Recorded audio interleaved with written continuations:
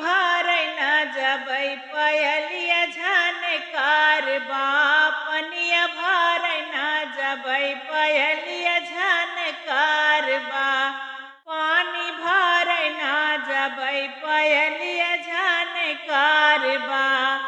हाथ लिए सोटवा बगल में थानेदार बा हाथ लिए सोटवा बगल में थानेदार बा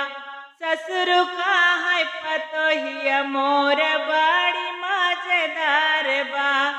ससुर का है मोर पतोहिया मजेदार बा हाथ लिए सोटवा बगल में थानेदार बा ससुर का है पतोहिया बड़ी हो मजेदार बा पानी भार न जबै पयलिया झनकार बा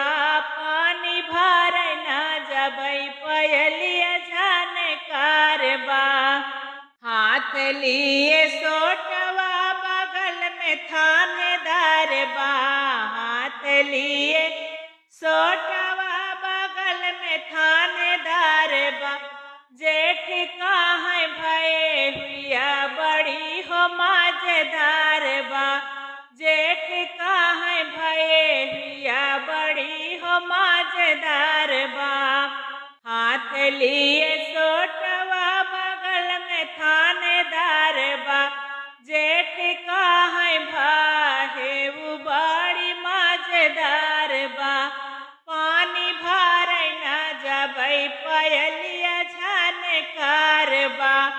पानी भार न जबै पयलिया झनकार बा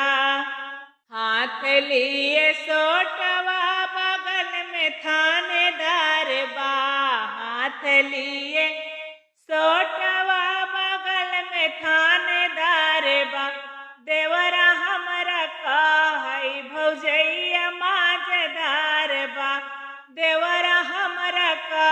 है भौजैया मजेदार बा